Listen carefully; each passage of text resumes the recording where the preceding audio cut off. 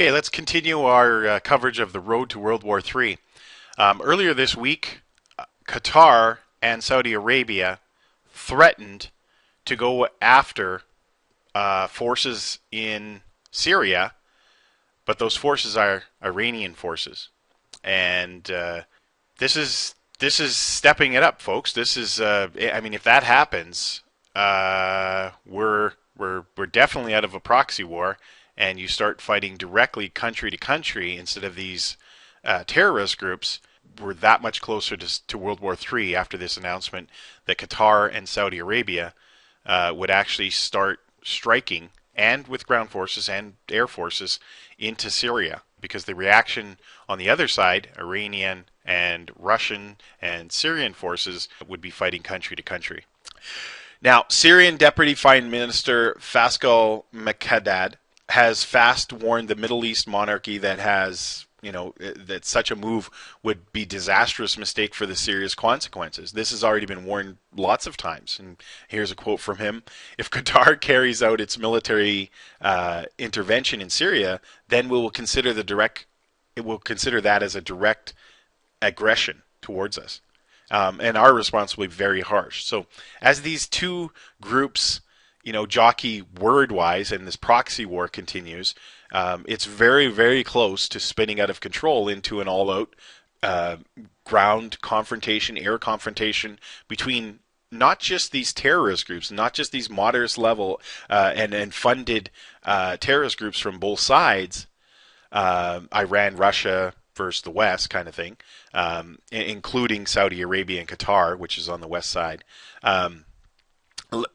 Let's just be real clear here. If Saudi Arabia and Qatar start bombing Iranian forces directly from the airspace near Russia's base in Latakia, this will spiral out of control, folks. Right? I mean, think about it. If Russia directly, that's the big world power, Russia, just the same thing would happen if it was an American base. Iran simply wouldn't stand for it. And if you think for a second that Moscow is going to let Saudi Arabia fly around in western Syria at this time, bombing the Iranians, their partner, their really close partner, you're in for a big surprise that this is going to meddle somewhere else or calm down somewhere else. Of course, now the first time a Russian jet shoots down a Saudi airplane over Syria, just think about that. The first time a Russian jet's going to counter that and shoot down a Saudi airplane, Washington has no other choice but to go to war at that time. Because now these, again, like I said, it's it's covert and it's shadow and it's we're funding these rebels and that's one thing.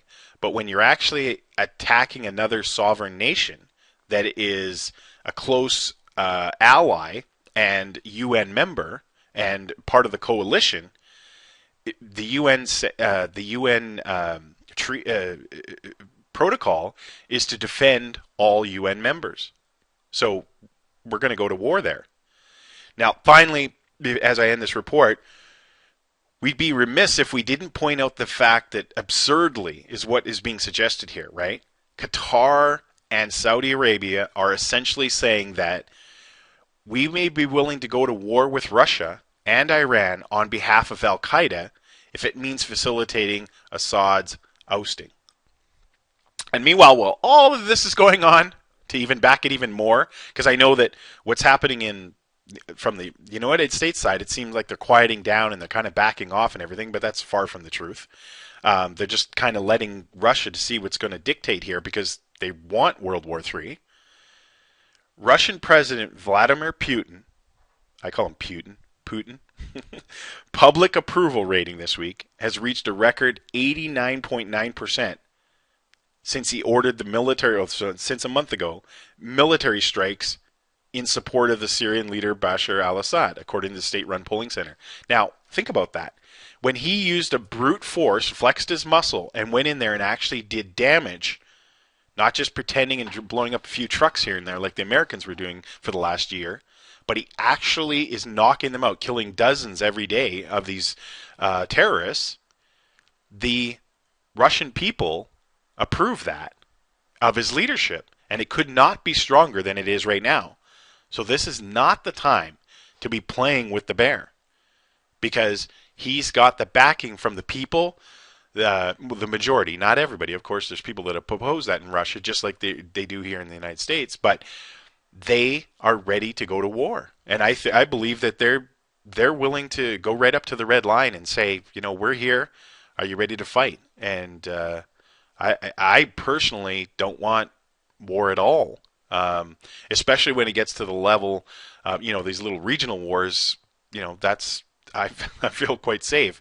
When it gets to this level, folks, the way that we're headed right now down the road to World War III, and what has just been announced this week from Qatar and Saudi Arabia getting involved here, we might be headed there a lot quicker than I actually anticipated it happening. Because people got to stand up for people, and if people start throwing punches, you got to defend yourself. And I think we're close to that now.